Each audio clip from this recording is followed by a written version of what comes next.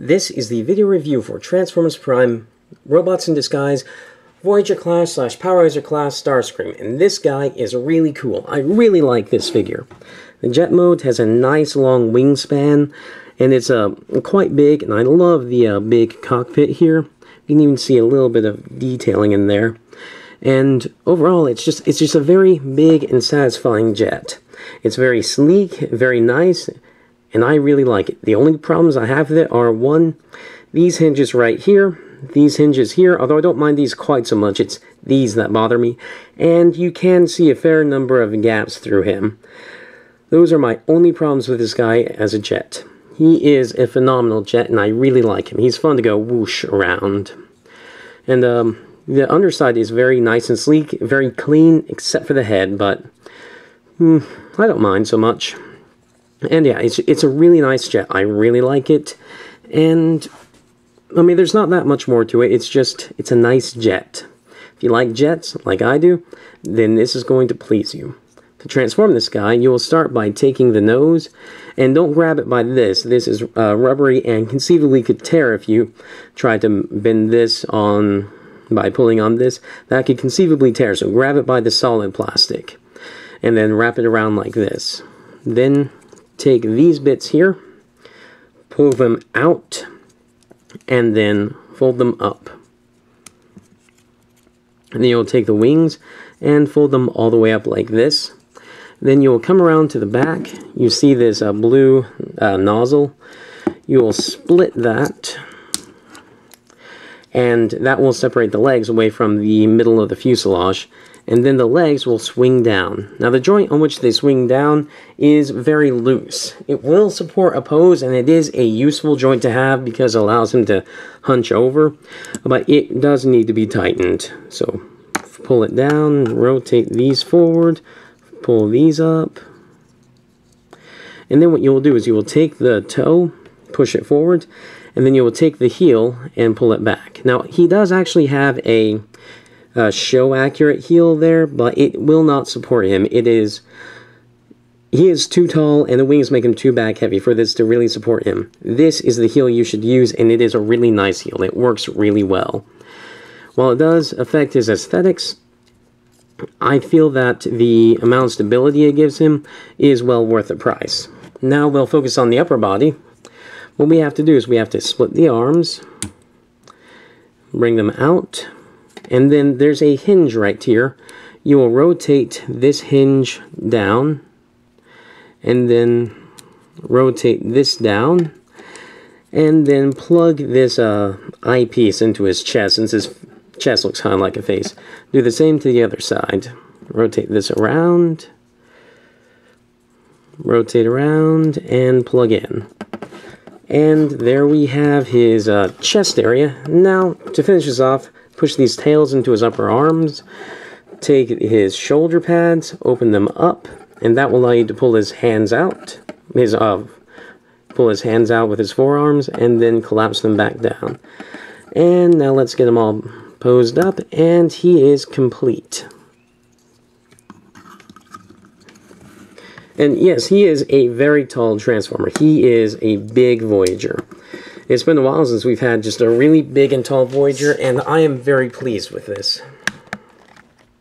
Now, when I saw the first review of this by Mr. T-Bone, I was a bit concerned because he looks, in camera, video and in pictures, he looks a little bit emaciated. And, I mean, you can see why, because if you think of these like rib cages, these parts here, and then this is his stomach, his ribs are showing, which on a human would mean that they are malnourished. And I didn't like that look that the figure has on camera, but in person it really doesn't look that way. It looks more like he is well fed, and then he has giant pecs. Now granted, Starscream shouldn't be that. He's supposed to be a kind of small, thin, and lanky guy, and I feel that because of how long his legs and arms are, that even though these come across as giant pecs in person, it all evens out, and he ends up looking pretty good. Yeah, he is a very nice looking figure. And I really, really like him. One thing I do like about him is that he is a lot more colorful than the first edition figure. Because like he has all these reds and blues and purples over him. Makes him very interesting to look at. Although, one thing that did strike me as odd first is that the colors, actually, even in person, the colors don't quite seem to suit him. He looks almost more like a Skywarp. If he had just a little bit more of this black on him and a little bit less of the gray, he would really look like a Skywarp. He would make a good Skywarp. Now for articulation on this guy, his shoulders are ball joints, so they get forward, back, in, out. They rotate above the elbow, and then you get a lot of movement in the elbow, and then the hands can rotate, which is really nice, because it allows you to give him a yes, Lord Megatron kind of pose. Well, yes, Lord Megatron. And then his head, it's on a stock that goes back and forth. I whip my head back and forth, whip my head back and forth. And then his head is on a ball joint. Now, the ball is on a bit of an angle, which is a shame because it means that his head ends up being turned at a slight angle, but otherwise it is very nice. You can also move the wings a little bit, but not enough that really matters. You can bend his waist, which is very nice because it allows you to give him crouched poses, which I feel is something that this character, any toy that's worth its salt, will be able to allow him to crouch, because his crouching is what really telegraphs in the show that he is a devious, conniving bastard. And if the toy doesn't communicate that, then it's not really Starscream, is it? So I do like that hinge here, but like I was saying earlier, it is too loose.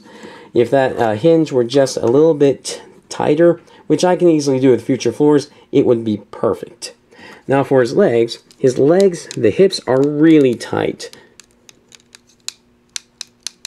And one thing that is unfortunate is that these little blades on his hips mean that he can't move his leg more out than that. Well, he can, but it depends on where the leg is, if it can do that. And I kind of plan on cutting those down, because that will also make it easier to handle things. Because, like, if I try and turn his thigh swivel, if I try and turn that, it also bumps into it.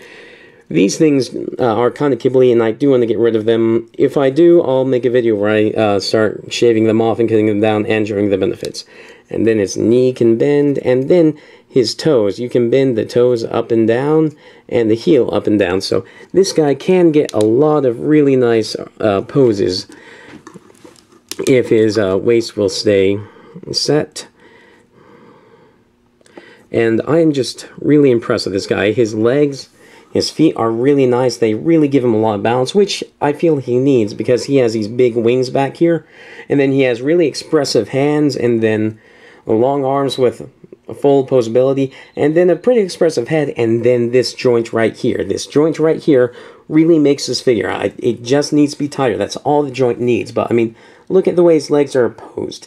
He is awesome. This guy is really cool. He has his problems, don't get me wrong, but they're just so minor. I really like this guy, and I really recommend this guy. I know I've been raving about this figure the entire time. Maybe you think it's annoying. Maybe I'm just telling the truth.